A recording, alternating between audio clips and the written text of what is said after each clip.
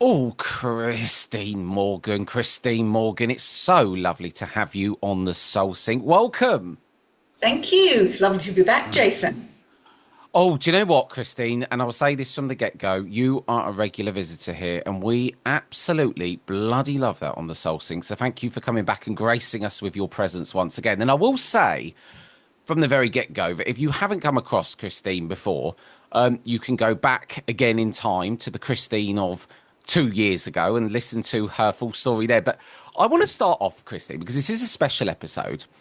And I've recently been on a course with you, and you are a warrior, Christine. I don't even know how you do these trips, flying over to England from Australia. I'm sitting here at the moment at 8 a.m. with a coffee, and you're sitting there sweltering at the other end, expecting sympathy, Christine, for such hot conditions. My goodness. So I was on a course with you recently, and you are such a beautiful soul. It was such a beautiful week, and one thing that came to me when I left that week with you was surrendering to the power. And that's what we're going to be talking about today because my own journey with the power, I'm going to start with that from the beginning, really, I guess. I thought, and what does surrender into the power mean? That'll be a question for you in a moment, Christine. But the power for me, I thought I'd surrendered to it a long time ago. And like we were saying before we hit the record button, on this podcast, I've heard stories of scientists doing experiments with people in China who can teleport money, navigation devices, break metal with nothing more than their own minds. I've heard it all. I've heard it all. And do you know what the funny thing was? When I first heard these things, I was cynical at the start. I thought, Simon Duran, I don't believe a word you bloody said. No, I did actually believe it, but I, I'll take it with a pinch of salt. But one thing that has started to come really onto my radar recently is we are we have so much potential as a soul. We are an unlimited being of unlimited potential, even. But so often we hear this word surrender, and you know, I think we need to talk about it because it's so relevant. So I guess to start off with, Christine, tell me about what surrendering to the power firstly means to you and when you surrendered to the power and what that looked like because we don't want to surrender. And I'm going to say one last thing, that I will let you get a word in edgeways, Christine. But even when I go back in my journey, oh, even a year ago, I was trying to control everything in my life, and Yeah. the more I was trying to control it, my business was undoing at the seams. And the funny thing about it is, my business now, I've probably just said, "Oh, we'll just see what happens." Go in the flow of life, and it's probably starting to do much better than it ever was when I was stressing myself out. So, Christine, first question: surrender to the power. Welcome. Thank you. What an intro. Okay, right. What does it mean? Well, first of all, you have to recognize that you're a human being first and foremost. You're a spiritual being, but you're very, very human, having a human experience in this life. And so we go through our lives thinking that we're surrendering to things. And there's this old saying about the universe, let the universe do this, let the universe do that. But quite frankly, let's clear it all up right from the start. The universe won't do anything for you. You've got to do it yourself because you could pop your clogs tomorrow and the universe will keep on rolling. So basically, what surrendering is about looking at your life and who you are and understanding how you operate and interact with things and people, reactions, etc. Because we think we are surrendering, but subconsciously all of us are control freaks because we Oh want God, we me want too. we want a desired result. So even though we say we are surrendering to something, we'll just let something be, which can happen, often we're still actually subconsciously engineering or manipulating a situation to get the best result for us. So when we talk about the surrender, that's part of the human psyche all the time. And I would say to you, to surrender naturally, you have to really get to know yourself because you have to know your fight or flight response. You have to know how you interact in certain situations, emotionally, mentally, and physically. because all of that will affect the natural surrender. And we do hear it bantered around, surrender, surrender, surrender. What does it mean? Well, do you know something, Jason? To surrender is just to be you in every aspect of reality. It's about just being totally authentic in your own self and recognizing the different sides of your nature and personality and how you interact with situations. Because your mediumship is not divorced from you. Your mediumship is part of you, it's part of your life. So when we talk about applying the surrender to the spirit world, or supplying the surrender to the nature of sitting in the power, as everybody uses it, really, we can't not be in the power because we are the power. We are the power. So we can't be out of it. But our mind creates these barriers and doors to think we've got to get into it, or we've got to sit in this structured way, or we've got to do this, or we've got to say this mantra. And so we start to engineer and construct gates in our mind subconsciously that put barriers up to us, when actually the natural surrender of the spirit world is just allowing yourself just to be who you are, because who you are is good enough. And once you become aware that you have to relinquish the trying as much, you start to be comfortable with just being. Now I can see you smiling because I am smiling, Christine. remember You know the I'm week's smiling. course. I remember the week's course and me saying this to you. If you just allow yourself just to be, not have to think that you have to get anywhere or do anything, we have to remember the spirit world is such a greater intelligence. They know by frequency, vibration, the change and the shift around us when we're moving our mind to their world, right? So, sitting there saying, I've got to get in the power, I've got to surrender, I need to surrender, will only create gates and doorways of blocks within your psyche. Does that make sense? It does. It does make sense. And I was sitting here just scribbling away. And the reason I smile when you say trying is because that has been, firstly, my biggest problem is trying. Funny enough, trying has been my biggest problem, and the reason why is because I so know that I have the ability to do this and the ability to be a great medium, and in every other aspect of your life, in preconditioning from being a child, there's no other area of my life where I don't try. So I'm starting to come to the conclusion as well that I am spending the second half of my life undoing all the lessons from the first half of my life that I've learnt, because we get these limiting beliefs. And it's interesting as well, because to actually surrender, you have to go on quite a journey with that, especially if you're on a mediumship journey or whatever, because your surrender, it goes against everything that has kind of been programmed into you from a young age. Right, you need to step back and not do anything. And I'd sort of sit there going, yeah, right, it's that easy, is it? Oh, bloody hell. If it was that easy. But so you're surrendering to something, and I understand why a lot of people struggle with this. You are surrendering to something, and you might be a skeptic at the moment. Might not believe in the spirit world. So, you're asking, well, we're not asking, do it yourself, if as it were. But what we're trying to address today, firstly, is why we don't want to surrender. And that is because, I think part of it also comes down to this kind of scarcity mindset that we live in. And you made another interesting point there as well, because sometimes we have to overcome these limiting beliefs that we have. And I'd even go a step further as saying sometimes I would think that I am feeling something, but actually I'm thinking it rather than feeling it. So you have to go through a deep process of inner work to even understand this. But what I want to say to people now is the power is available, and my goodness, it's since I've discovered it, it's like I was almost laughing to my mum last night, Christine. I said, honestly, mum, it's, I could get the answers from the spirit world so easily these days. I've spent my whole life trying to come up with the answers. I just go, what do I need to do? Oh, thank you. Thank you. So appreciative. So, that is what I wanted to say in that regard. But I guess, when did you sort of come to surrender fully Okay. to the power? Well, if I can, if you know, first of all, like the spirit world doesn't give us, hasn't got, and doesn't give us all our answers to everything in our life because we're real.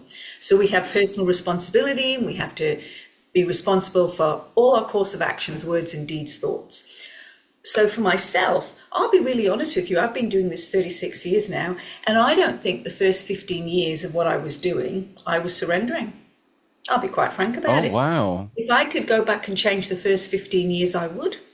I was taught about the power by my dad, and my dad used to make it look so easy. And I think for those years, I was trying to be part of something or get into something that was greater than me, but I wasn't aware that the process I was hindering because of my own mind. And then over many years, my dad used to say to me, "You just need to be quiet," which for me is very difficult anyway. You must, and I've got a very, very fast mind. In fact, my mind's Me getting too. better as I'm getting older. It's a bit late now, but it's slowing down a bit, but I'm very, very quick. So I've always been like that. So I've had to really work hard to learn to be quiet within myself.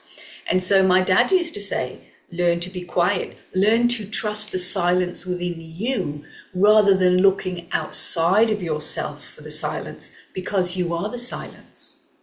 Wise words, isn't that? Very And wise so, words. so for myself, the first 15 years, you know, I was able to work, I demonstrated, did readings, I started to take small groups, was teaching at a basic level, and then, got into a bit deeper, more advanced teaching. But when I look at it now, yes, I was capable of doing that, but I wonder to myself how deep my connection would have been quicker if I had surrendered, because we have Mm, it in our head that we have to get a result.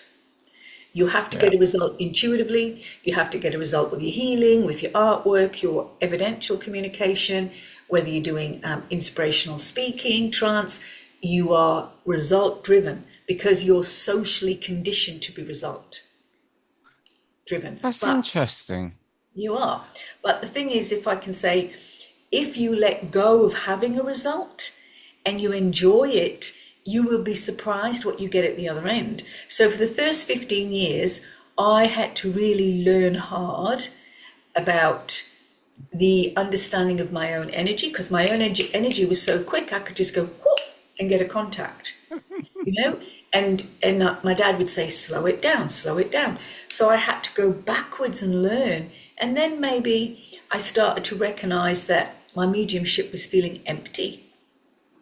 My What mediumship, I was what does feeling a that bit, look? What did that look like? it just felt that, I could do it. And so, but I needed a deeper feed for me. I needed to understand more. And then I started to, obviously, experiment and do different things and follow different things. And I'm always reading, researching, and learning because I don't think you should ever stop. But the other aspect was I started to review. I've always been very passionate about my relationship with the spirit world from day one. Always had a passionate relationship with them. And I started to review that relationship. And I started to say to the other world, well, I need to learn to be a bit quieter because I feel like I need more depth in my mediumship. And that depth, let me tell you, is not getting better evidence. It's not, being a greater medium. It doesn't come into that. The depth is the depth of the soul journey and the understanding of me and that world. So I started to, obviously I'd always been sitting, and I just started to think a bit deeper about things. And I used to say to the spirit world, well, I'm just going to be quiet and be in your presence and let's see. And then I realized over a period of time, I didn't have to try to do anything because, Jason, the spirit world cannot not be there. And Mm, so they were always there. My work always flowed. I'm like every other medium. You have days where you're not so great and days where you're fantastic. That's the nature of the beast. But if you don't stop and reflect and review, what happens is you can actually just move yourself away from where you actually should be. And we see this happening when people go out to teach too early. You know, that they're working with mediumship for a few years or 5 years, and the next thing you know, they're running their own groups, and they have little understanding of the nature of being. Because what the spirit world want us to do is just be. And when we move our mind into that power, you hear people say, oh, build the power, build the power. But you can't build the power. You build your experience of the power. So as That's you really build, interesting. yeah, as you build your experience of the power, you then start to unfold a deeper relationship with the other world. And you get to that place of just knowing that you are part of it and they are part of you, rather than it being just a faculty ability that you can do. You merge and you melt into them. And so they are always with you. And that natural everyday guidance, if it's needed, not all the time, because I certainly don't believe you should be talking to dead people every day. Absolutely not. I think that you've got to have a life experience. Absolutely. And I think that once you melt into them and you merge and there's a depth comes about in your development, but you can't express what it means to you until you have the experience of it. Do you know what? I've only recently got to that stage, and I would say it is. Do you know what? I'd say it's only really in the last 2 weeks, if I'm totally honest with you. It was since your course because, and this happens every day. Every time I go on one of these courses, the first day I'm in my head. It's almost like I need a day to sort of settle in. Normally, I always have a wobble the first day, and then second day I'm sort of off. But something happened to me recently where, and when I mentioned about the spirit world giving me the answers, I do want to confirm that my belief is the same as you said. But what I mean by that is I felt them around me every time I come to do something on this podcast at the moment. I'm feeling them around me with that. Yeah. And I used to sit here, for instance, going, oh, what shall I do this week? What shall I do? You know, what inspiration? Thinking I'm in some sort of power. I'm not, I'm fully in my head.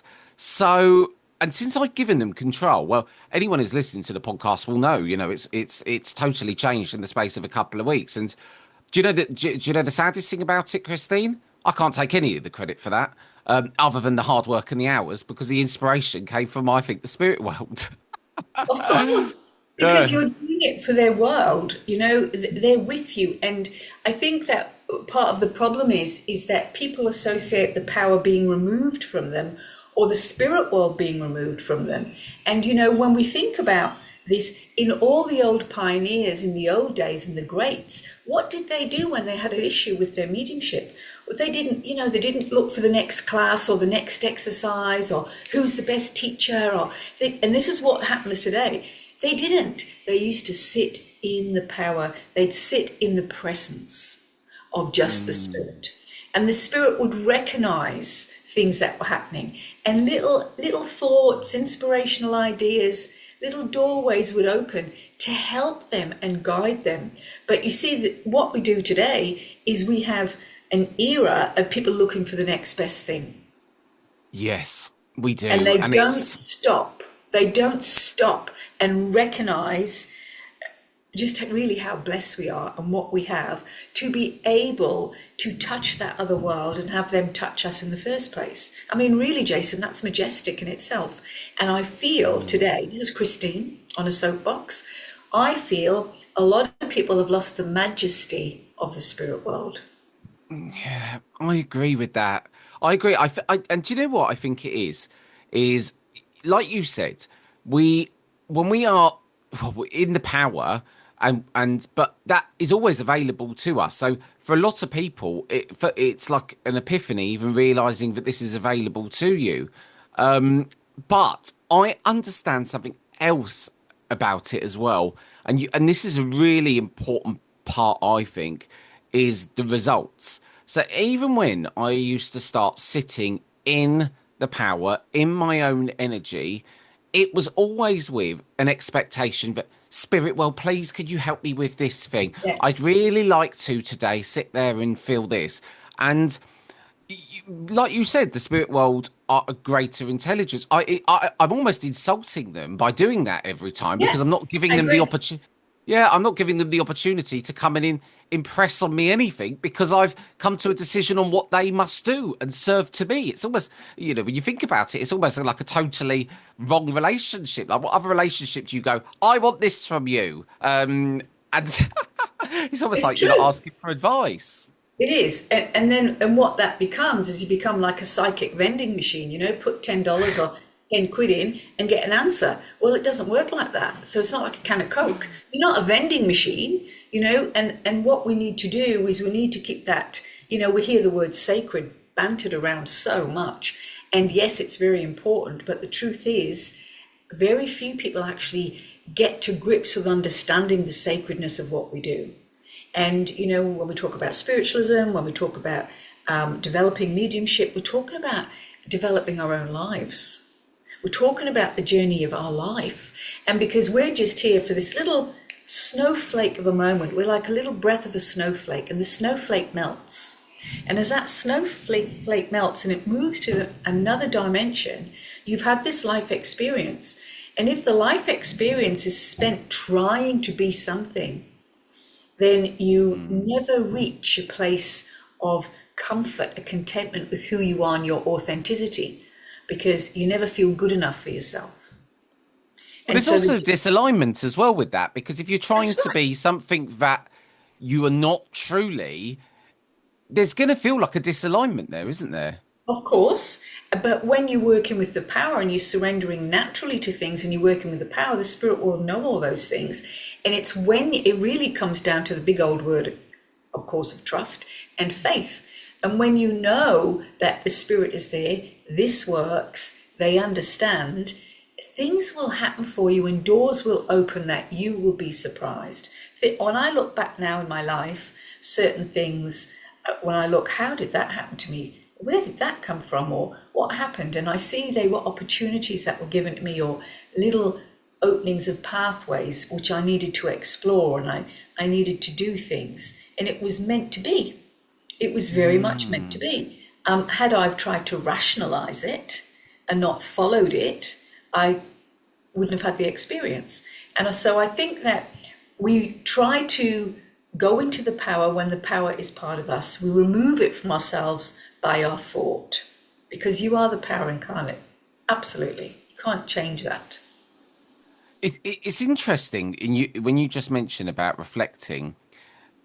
I believe recently, and I believe this, feel that the spirit world for me, and if we use this podcast and my business as an example, I felt like I had an epiphany moment the other day where it became really apparent to me that the spirit world have been influencing me for a very long time and helping things to facilitate. Because it started to make me realize, well, why is it that person came across my path in that coincidence and whatever?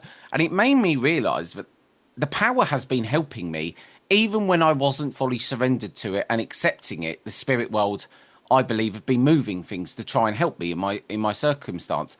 And do you know what? Because another thing, I've got a very busy mind like you, Christine. I'd probably never even stop to comprehend that for a period of time, and it made me realise that so often, I think one of the first things people will even experience, and when I used to sit, sometimes I would sit there to try and experience the power that we're, like I've said before, we're always connected to it. We're not having to fish out the telephone number and dial it in to get a connection. It's, always there. But it made me realize as well when it comes to the power, sometimes you don't even feel it, but it's always there. And the Yes. spirit world are always doing things, and we're so quick to. And one of the hardest things for me has been trying.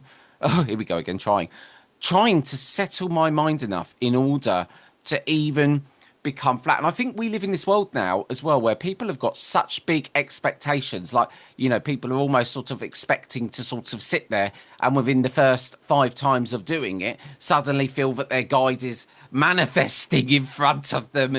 And it just doesn't work like that. It's very subtle. And this is what people don't understand at first. It is That's right. subtle. That's And right. And and it's sorry, go on. Oh, sorry, no. Well, I was just going to say it's the subtleness where the richness is. The And what subtleness do you is, mean by the richness? well, where you have that true blending of the other world, where you're truly at one with them, where you have that feeling of being at peace with that, knowing deep within you that you are supported and held by something greater than you. And you can't draw it, you can't really explain it in a way that you can give it to somebody on a plate because it's not possible. It's a feeling within you because when you're sitting within yourself. You're sitting with your energy, your power, your heart, your soul, your spirit. And so you've got to remember that, it's all about the mind as well. So it's about how we understand our own minds in those moments of sitting with the other world as to how we get our results. And I think that if we could just all relinquish the need, and I think we've become needy mediums, if we relinquish the need to construct and engineer a result, we would find that our mediumship would be deeper, our blending would be deeper, and we'd be able to sit quite comfortably. Because the thing is, it's a discipline, Jason. So when you've got a busy mind, you've got to learn to discipline it and practice it. It doesn't happen overnight, as you know, but it's worthy at the end of it. And it will show you different things of yourself because what you're doing is you're meeting yourself in the power. You're getting to know the true, authentic you, not the Jason or the Christine that we can see on screen, but the real inner person, the real inner spirit. That's what you're doing in the power. And that's what the spirit world want. Because then when you come to that understanding of knowing you, you then fully can work better with their world and for their world. Because you can't escape yourself, right? Do you know right from wrong? You You can't do. escape yourself.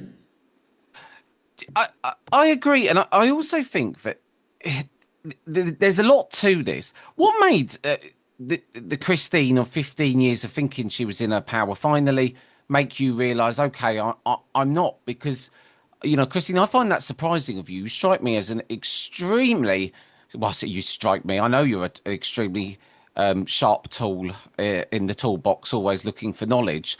So, what was it that made you suddenly Well, have that kind of epiphany moment yourself?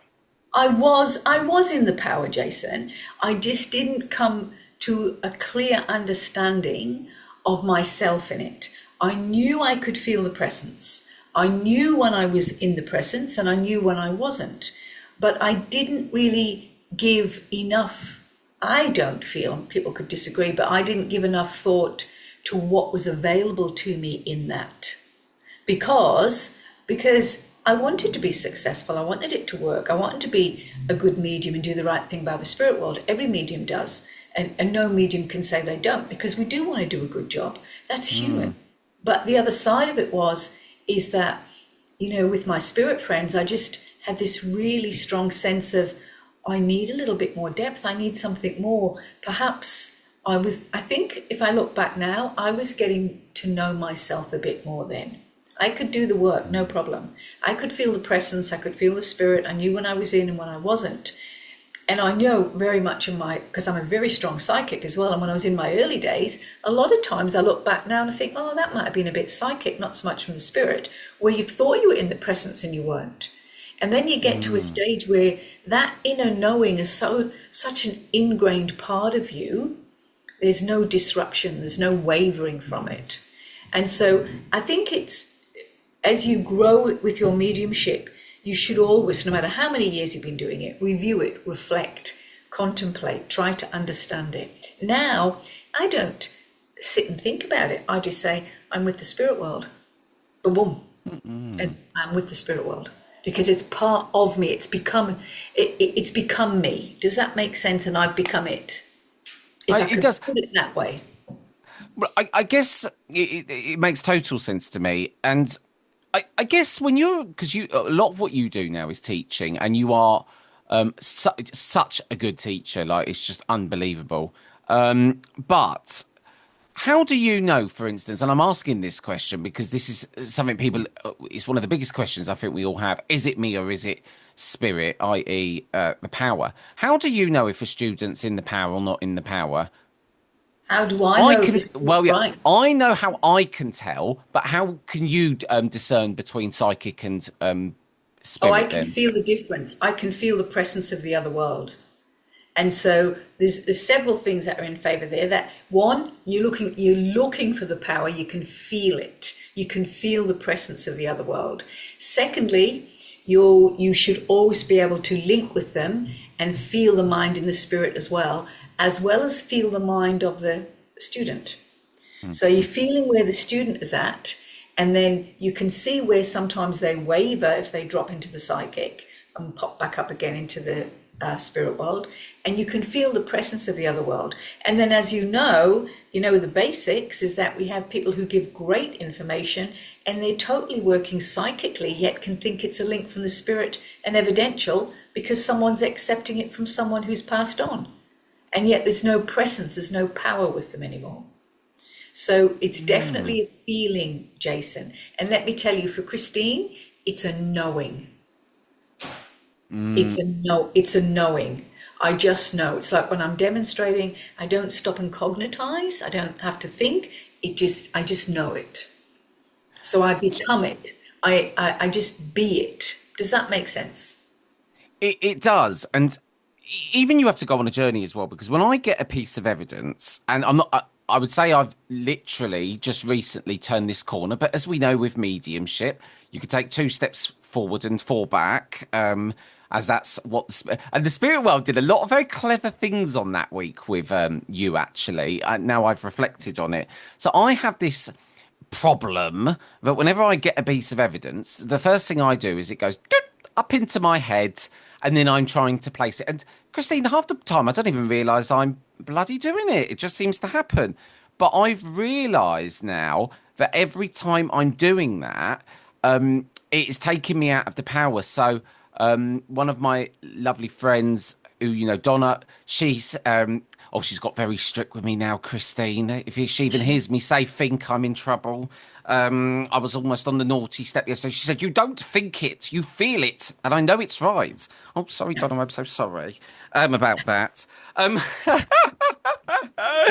but I guess the reason why I want to talk about that and the evidence kind of going up to my head as well is because it's how we live our lives in everyday life. And Yes. what the beauty of the mediumship is, it really is so simple, but it's the simplicity of it that makes it so difficult. And to talk about some of the lessons I felt the spirit world showed me in that week with you, because I do think these are good lessons to people. So I'd sort of started to get a bit confident 3 days in, thinking, oh, yes, I can do it now, you know, throwing myself up, wanting to do the platform, which, as everyone knows, that is, say, as everyone knows, I just love the platform. I don't know what it is, but I seem to just revel in that environment. I think because I'm just a natural born comedian, perhaps. I don't know what it is, but I seem to love it up there. But the spirit world played an interesting game on me because you gave us some very specific activities, which you may not even be able to remember now after traveling back to the other side of the world, where I had to get someone from the spirit world, a communicator, to come in, and then you got me to then bring in someone from the same family. That's right. And and this was a test for me. The spirit world are testing me, I believe, in my ability to feel the power. So I did the first reading, went fantastically well. And in the second person, I I knew something just didn't feel right because the person I was reading for said no, no, no, no, and they did that because it was someone else. And it happened quite a few times during the week where you would be very explicit in your instruction. I would think, well, of course that's what's going to happen because that's what Christine said. And then I was sort of smiling to myself on the way home, thinking, why is it they kept doing that to me all week? And I thought, I know what it is they're evolving my mediumship. So because I've had this thing where we all have it, where we fear the no, and I need to start to get to the point which I think I'm almost at now, where it's like, I don't mind a no because I know what I know. Right. I do remember, and I think that that's what you have to do. you have to be comfortable with your no's, but you have to also understand what they're about. You must be comfortable with saying it. Okay, that's fine. Sorry, accepting it. And then saying, okay, let me work with it. If you feel it's strong enough, you can work with it. But that doesn't mean like being dig, dig, dig, dig, dig. Because as you're trying to dig it out and see what it means or get something else, you're moving your awareness. And like I explained to you on the week, as when you have a communicator, as soon as you bring in your own awareness and ad lib of little comments or start putting a thought in there, you move your awareness from the being of the awareness of the communicator. So you might just have someone and then you go, oh yeah, da, da, da, da. Oh, you've moved your awareness away. You need to stay there. You need that discipline to stay there and become them. So you are being them. And so that's hard to master as well. And then of course in that exercise, you had a contact and then the mind went and moved to someone else. So that's practice, discipline, and exercises to be able to bring in another communicator from the other family. Because every exercise we do is always an experiment. And so what happens is it's not because they want to test you, because the spirit world actually don't test you, Jace, but what they do is they're always there. We have these experiences, again, that help us come back to self-recognition of how our mind works. So Felt they were doing that deliberately as a listen. no. No. Okay. Spirit world, the spirit world don't give you lessons like that. Don't do that deliberately. What it is just your mind moved to another communicator. So your mind moved away from the family you were working with, the first communicator, and picked up a second. They don't say, "Oh, let's trick Jason." Why did my mind do that, Christine? Why? Because it's busy. Because your mind, we get caught in the groove, right? You get caught into a big loop and into a groove. And I say, people get stuck on the butcher's hook. Don't get stuck on the butcher's hook, because what happens with that is your mind gets in a groove of working and becoming habitual with the communications. And then what that does is it creates a neurological pathway within the brain. So the brain goes doot doot, rather than being in the awareness of the spirit person. Does that make sense? It does make sense, and it makes sense to me again because I've learned so much in the last couple of weeks. I feel that for me, I've got a very quick mind, and like I spoke about recently on this podcast, ADHD brain. I never stop thinking. It's like I do believe that has advantages to my mediumship actually because I'm extremely imaginative. Yes. But I'm trying to get out of the habit of a lifetime, and because in every other aspect of our job, we are designed as human beings to go and live our life in a way where we're constantly making assessments, threats, opinions, judgments. So it's a very hard habit to get out of for me. But I understand now that. And another thing I get when I start doing a reading or I'm on a platform, I feel pressure, there's a pressure instantly to get someone. And I need to think, Jason, okay, you might not say anything for a minute, but what is that building? That's building presence. It's building interest. After, don't get me wrong, probably after about 5 minutes, you'll get people walking out. Is he all right? He hasn't said anything up there. But I do think that sometimes, I'm putting myself under pressure. I'm already in my head from the moment I'm sort of called to kind of go up there.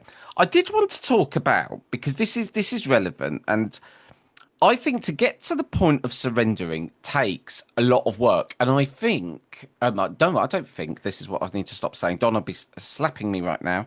The book Magician to Mystic and the week that you was recently on, and that journey between being able to get a connection and get a bit of evidence and perform, i.e., a magic trick to going on that journey of becoming the mystic.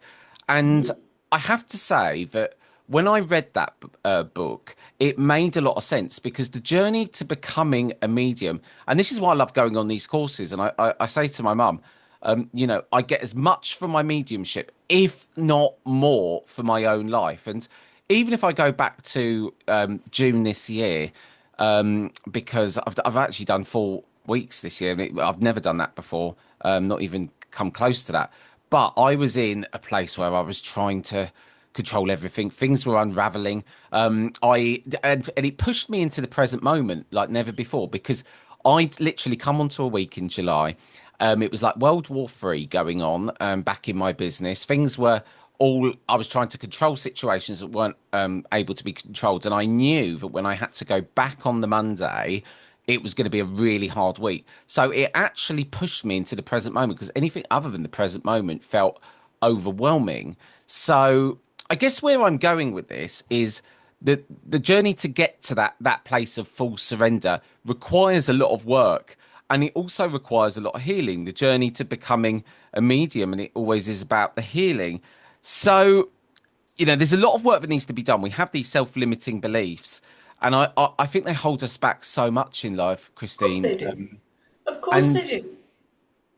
but they've And been preconditioned as well. And I think also the fact to get to the point of unlocking the power, you have to tackle the beliefs you have about yourself. Because this is the crazy thing about being a human, I'll just say, is I feel that if we fully really backed ourselves and encouraged ourselves, the possibilities are endless on what you can do. oh, absolutely, totally. And I totally agree with you. And I think, like I said at the very beginning of this talk, it's about the self. It is about the self. Understanding the surrender is about surrendering to yourself, but also really looking at the authentic self, the dark side and the light side of yourself. You know yourself better than anybody. You know how you respond, react, interact. And of course, when you're on that journey of understanding, and everybody uses the word journey, journey, journey, but let's say when you're in life having these real experiences, when you are working in this field or endeavoring to develop in it, it makes you look at your life through different eyes. And that's getting to a place of peace with the authentic self of you. And that means all your scars, all your issues, whoever you are, whatever, all of us. But it's also looking for the happy points, things that uplift you, things that inspire you, things that give you that oomph in life, that impetus to do something and that drive. And so you talked earlier about imagination. Those sort of things can work in your favor. Absolutely they can. You just have to discipline them so you know what's real and what's not real. And part of the problem, I think, is that people are in too much of a rush to develop. And I feel that, when we look back at the old, and I know I'm talking about the old people, Oh, but all I love it, the Christine. The old pioneers and mediums. yeah, the pioneers and the greats, they sat by the fire. I used to sit by the fire with my dad on a Friday night. He used to have a couple of his friends come round in a little old house in England, in Cheshire, and they'd sit and they'd turn the lights off and there'd just be the fire and there'd be 5 or 6 of us. And I was only in my 20s. I think, oh, look at these men and women, what they're Ah, doing. But let me tell you, I had the most profound experiences and things then people said to me then. I thought, oh yeah, God, what I would do to have a night like that back again, because there was such value and worth. But none of them were racing off to get to a development group to get on the platform or to become a reader or anything else. And there used to be a beautiful lady that sat with my dad for 15 years. 15 years, and she never made a link or a contact. She was a lovely soul. And then one night they were sitting in circle round this fire. We used to sit on a Friday night, and the spirit just totally moved her, and she stood up and gave this magnificent, inspired address to the circle. After 15 years, she just used to say, I just like coming to sit. I just like to be with the spirit and be with people. Didn't want to do anything. And then the spirit one day just put her in, she was in a very light altered state, and the most magnificent address came out from her. So you see, even there's somebody who's not doing anything, the spirit is there. So what we're doing, we hinder ourselves by trying to get something, be someone, do this. And you see this on Facebook, you see it on TikTok, you see it everywhere. Do this as a medium, do that as a medium, or come and book in my course and I'll teach you this, do. When really everybody needs to strip everything back and come back to the basics and have a look at who they are as people and recognize that passion and that connection with the other world is there. It's up to us to nurture it. It's up to us to grow with it. Mm. And it's up to us to be open and flexible in our mediumship about what things can happen for us instead of trying to engineer it. As you were saying that, it was kind of making me feel about actually reclaiming your power, because I think I know that I'm guilty of this. Yeah. And I was for a long time, and my granddad came through with a message to actually address this point with me. But I would read a book or whatever it might be, a course or whatever, and I would, kind of feel that I have to finish that book or whatever. Oh, I have to go on that course and I have to chase this. But by the very essence of feeling that I have to do that or whatever, I'm actually relinquishing my power because I'm putting my power in someone else's hands. And what the spirit world came through to say to me recently was, Jason, you need to stop this. Your way of explaining things and whatever, and your opinion is your way. That book is someone else's worldview and opinion. You know, you need to come up with your own theories, concepts, and ideas. And actually, that was why I never really talked for a long time on this podcast about mediumship, because about offering people advice and stuff like that, because I would feel like I wasn't able to do that. But the very essence of doing that, again, I'm robbing myself of my power, Yeah. and that really shone out as well. I want to say so because this is you mentioned another point, and I think this is so important, and this is why the Soul Sinkers it is. I think that too many teachers or whatever they put themselves on this kind of pedestal where and I see it all the time in other spiritual podcasts and whatever, where I actually felt for a long time that I couldn't be a medium because I felt that, Jason, you're not whiter than white. You know, you don't sit there and do sitting in the power every day. You go out and have 3, 4 glasses of wine. Well, I don't do that anymore, Christy. I don't even really want wine anymore. But you go out and you do this, and I'd think, oh no, I'm not holy or good enough to be able to do these things. But actually, this is why, and a lot of when I listen to other, I don't. This isn't a plug for me in podcast, I promise. But when I listen to other mediums talk or whatever, so many people aren't talking about the dark sides of it, about addressing those aspects of themselves. And the Yeah. journey, again, of mediumship is about healing. And you've got to look at those darker aspects of yourself. And I've started to, that's why I talk about it now, because I actually think it's quite funny when I talk about it. But, but it's relevant. You've got to look at those aspects, Of because course. if you don't, you're not clearing yourself, energetically, would you say? I would say yes, and I think that it's important for you to be authentic. And I think you're only answerable to you. You know the old story about looking at the man in the mirror. You're only answerable to yourself. But it is a healing aspect, mediumship in our lives. It's an influence, and I also feel like when you're doing this in development, you can't escape. You know what's right or wrong. You know when you've spoke out of term or you've said the wrong thing or done the wrong thing. You can't escape those actions because with the knowledge that you have and the knowing of the other world, you're asking for them to be authentic and transparent to you, to bring you their best. So you owe it to them to do that to yourself. Does that make sense? It does, and it even took me. This is the crazy thing about it, and people will, I'm sure so many people can relate to it. Even on, I've got to the point now where, Christine, I just don't give a crap. I'll talk about anything in my life because actually, I think it's all been leading to this place and this point anyway. And actually, I had that moment the other day where I looked back at my journey and I thought, all those things that have happened. I can easily and clearly see how they fit into things. And there's a lot, I do think that there is a lot more to be said for what this, and I have to say, the spirit world are doing behind the scenes than we could ever even imagine. But it does make sense. I want to ask you because I'm, Christine, I could sit here talking to you for hours, to be quite fair. But how can a medium or someone who is, trying to identify this unlimited source of power that, again, you are connected to? How many times are we going to use this dialing in the telephone number analogy? But I love it because it makes the point. It's funny. How can a medium tell?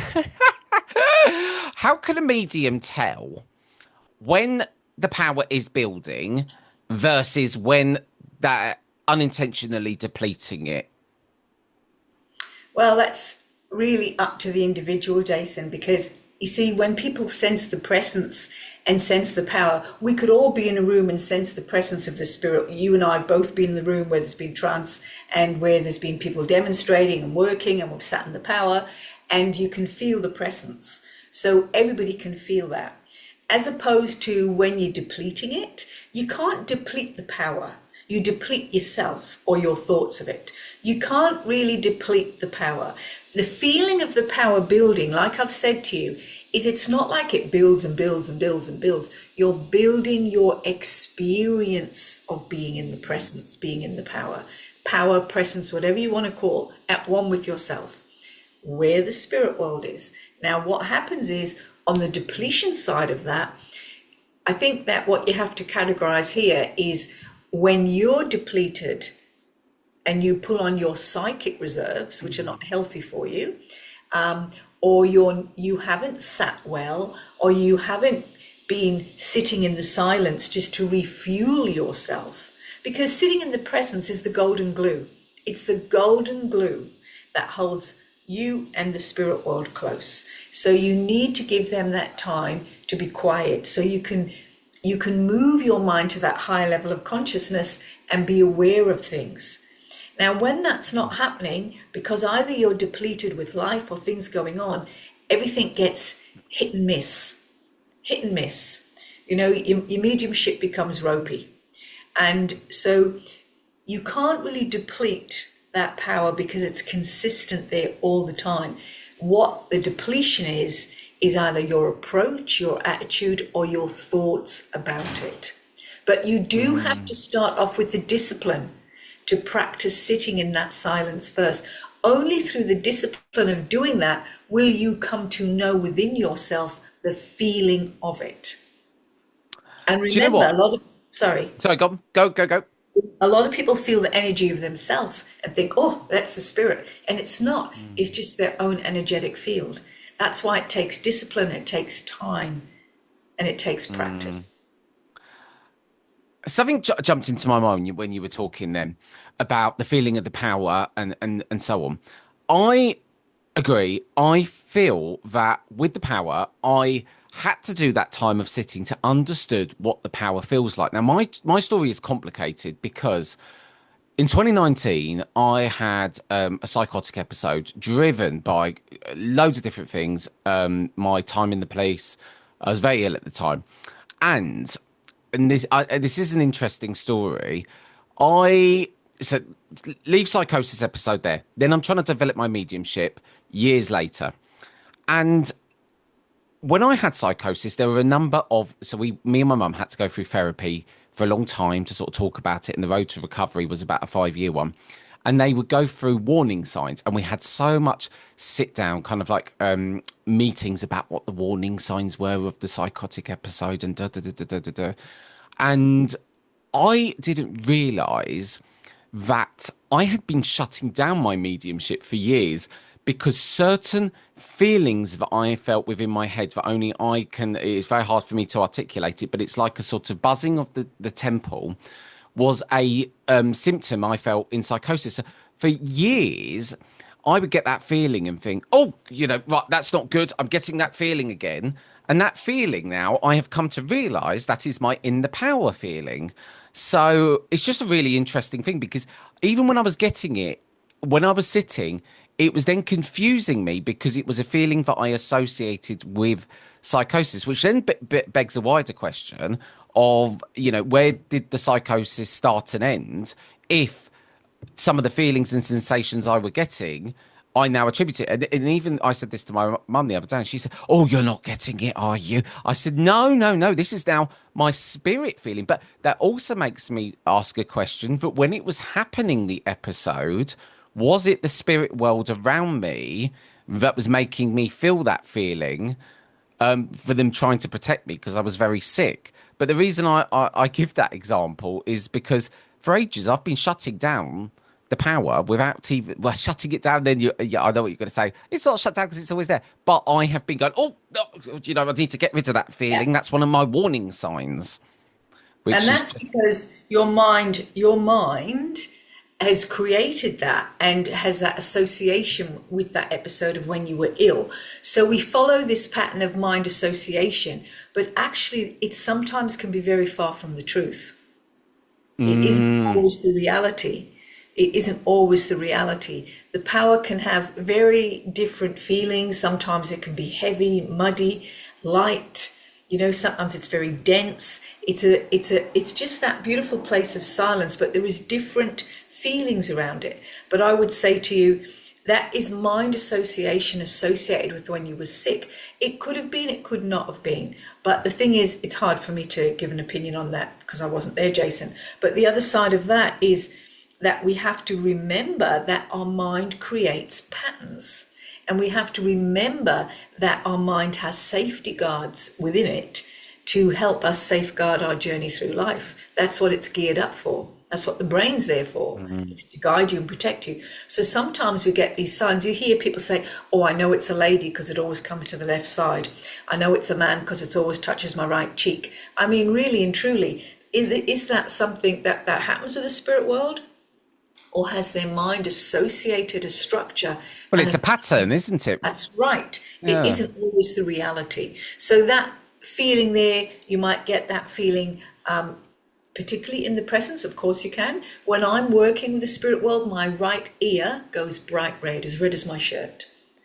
Oh, is that why you have your hair down in that direction to sort of mask when you're in it and not? Oh, not at all, not at all. It's just my hair.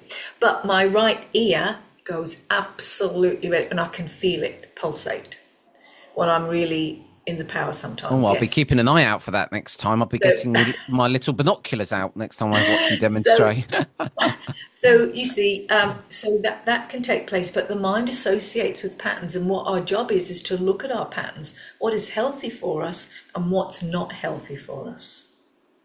And Well, it's a deep understanding, Jason, about us as people. it is, and you really need to get to know yourself. And I actually think that all we are is a pattern. We have so much of the same thought processes every single day because it actually takes effort to form new neural pathways. Of course it It takes does. effort to do that. Yeah, they say it takes 2 years to create a new pattern of behavior within the neurological pathways in the brain, that every time you stop a habit, it takes up to 2 years to create a new habit to replace that. But we have neuroplasticity, we have all these things about the brain, the mind that we know more of today. And the funny thing is, we've got all this in books, but really sometimes I think it can be so simplistic if we're just authentic and get to know ourselves. So when we talk about the natural surrender, my words would be that natural surrender is for you just to surrender to yourself and be you in your full authenticity, and know in your heart with your faith and your discipline that the other world is there. But the natural surrender is something where we don't make it into something like a stage play or dress it up. We have that beautiful essence of the other world in a natural way, because that's what it is. Do you know what? Even with this podcast, when I was on a course in July, I came home and I'll show you this. So I was on. Oh no, it was the week I was on with you. So I came home, and no words of a lie, this was on my doorstep, and you can tell after getting back from the college, having that on my doorstep straight away just reminded me of the college. I thought, what's this interesting looking It's just be you. postcard? Yeah, and then I heard the spirit world shout at me about the podcast because by that point I still hadn't started the podcast back up again. I was, sort of sitting there in my spiritual closet, imposter syndrome. And then I felt them shout to me, just get up with it, just be you. And do you know what? Since I've started really embracing just being, Yes, me, the power is flowing like never before. because you're just you, and there's nothing wrong with any of us. We all have these frailties of being a human, but we're all actually really good, kind people. We just have frailties. And yes, we have people we dislike and we have people who don't like us, blah blah. That's human nature. But in the essence of everything spiritually, we're all the same, and we try to dress everything up and we try to make things more difficult. It does take practice, it does take discipline and understanding, but it takes absolute brutal honesty with yourself. to recognize things about I am with it, I am not with it, and to believe that you are part of that other world all the time. You're never divorced from it, you're never away from it. It's always part of you. Well, this is exactly why some people don't want to go down the mediumship journey because it involves too much looking at yourself. Like, the amount of things it threw up with me that I had to address in my own Yeah. life when I was developing my mediumship, and I still continue to have to do so. But that's what helps me so much. Christine, we're almost out of time, but I want to ask you a last question. If you could give one message to developing mediums or people trying to feel the power, what would this message and want to develop even the relationship with the power? What message would you like to leave those people on today? I would say don't give up. I would say find yourself a good teacher or someone who gives good guidance and understands it. And find people who put their money where their mouth is. So you see their work, you look at the quality of their work, their education around the understanding of the power and the presence of the spirit world. That's vital. The background education, not just someone who's a great medium up on a platform, but look at the depth of their knowledge and understanding, and also someone who is supportive and who can guide you in the pitfalls. That's really important. You know, mediums need mediums. We need to nurture each other, nourish each other, and be there for supporting each other because we all go through the same pitfalls. But what I would say is understand spiritual disciplines. Don't give up and have faith because the spirit cannot not be there. Do you know what? On a closing note as well, and I just felt called to say this point. Very wise Calden Davis said something to me a few months ago, and I used to do sitting in the power because yes, it is a discipline. I agree with that, but I would sort of go right. It's sitting in the power time now. Let's go up there and do it. Totally. Sort of going up there to not in the right frame of mind. Yeah. And he said to me, he goes, well, you're sort of going but you don't really want to be going to do it. You're sort of dragging your heels to go sit in the power. So, well, that's hardly making the spirit well want to work with you. And I thought, well, yeah, that's a good point, actually. And it's so funny because you do these things and I do these things. And then I think to myself, that's just common sense. It's like going and meeting a person. If I go meet Michelle and be like, oh, God, Michelle, Yeah. I'm not really. So, Yeah. and that's why I felt called to call that, to tell that even. Yeah, no, it's very important, very important. But the spirit world have a far bigger vision of us than we do. And they recognize, and they will meet you more than halfway when you make an effort. Trust me, they will. Which is very generous of them, actually, given the fact It that is. I think they It come and is. met me at 95% at times. So, Christy, thank you. It's so nice to have you on. And I know that loads of people will have really enjoyed having you back on. So, thank you for doing this. Thank you very much for having me. Always interesting to talk.